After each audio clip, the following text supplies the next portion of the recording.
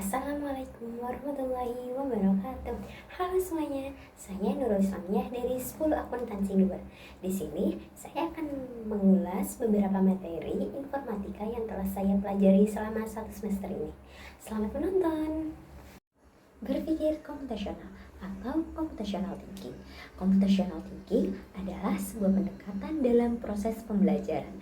Computational thinking memiliki peran penting dalam pengembangan aplikasi komputer.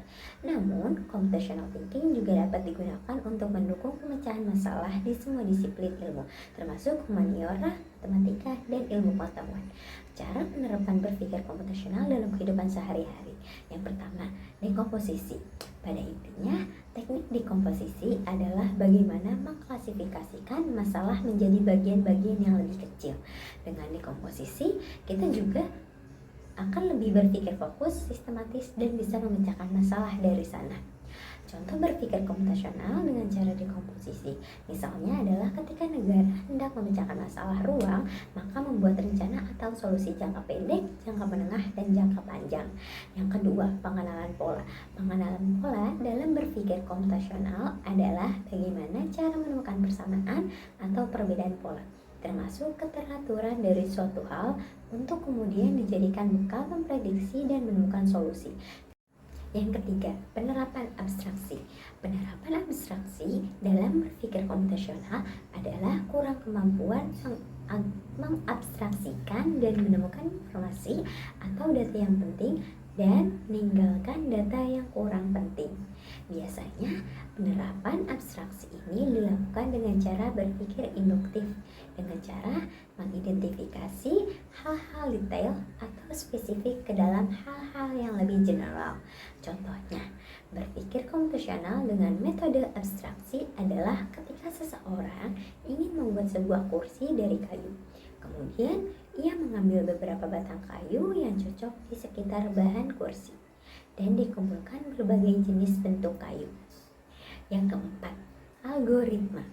Adapun algoritma dalam berpikir komputasional maksudnya adalah cara memecahkan masalah dengan serangkaian instruksi yang diurutkan secara sistematis dari awal sampai akhir.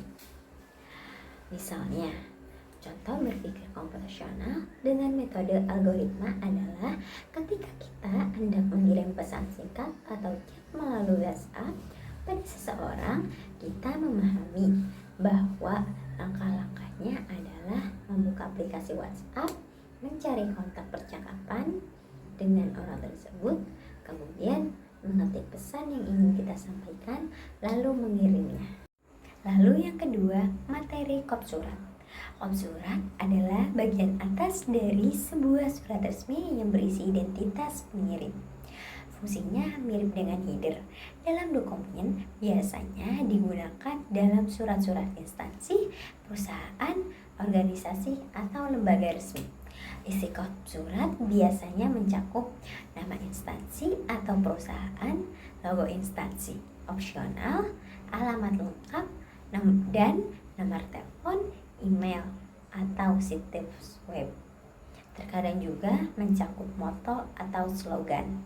Tujuan kop surat yang utama, pengguna kop surat memberikan kesan profesional dan kredibel, memudahkan penerima mengenai asal surat, menjadi bukti autentik bahwa surat berasal dari sumber resmi.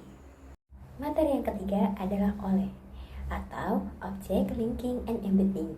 OLE adalah teknologi mikroskop yang memungkinkan aplikasi berbeda untuk berbagi dan mengintegrasikan data seperti grafik Excel di Word menjadi satu dokumen interaktif di mana embedding menyalin data, diedit terpisah, dan linking membuat tautan, diperbarui otomatis jika sumber berubah, sehingga meningkatkan efisiensi, mengurangi duplikasi, dan menjaga konsistensi data dalam laporan kompleks. Tujuan utama dari materi oleh ini adalah untuk mengajarkan pengguna cara mengintegrasikan dan mengelola konten dari berbagai aplikasi secara efisien dalam satu dokumen, sehingga meningkatkan produktivitas dan menyajikan informasi yang lebih dinamis. Lalu di materi yang terakhir yaitu ada materi heading. Heading adalah style khusus di Word yang berfungsi sebagai penanda hierarki teks. Misalnya, judul bab, subbab, atau bagian penting dalam dokumen. Berbeda dengan sekedar mendebalkan teks, heading dikenali oleh Word sebagai bagian dari struktur dokumen. Karena itu, heading bisa dipakai untuk fitur otomatis seperti table of contents atau daftar isi. Heading biasanya tersedia dalam beberapa level. Heading yang pertama yaitu judul utama, heading yang kedua yaitu subjudul, dan heading yang ketiga yaitu subjudul, dan seterusnya. Fungsi utama dari heading ini, yang pertama, menandai struktur dokumen. Heading juga digunakan untuk menunjukkan bagian-bagian penting seperti judul bab, subbab, atau topik utama. Membantu pembaca memahami alur dokumen secara hierarki.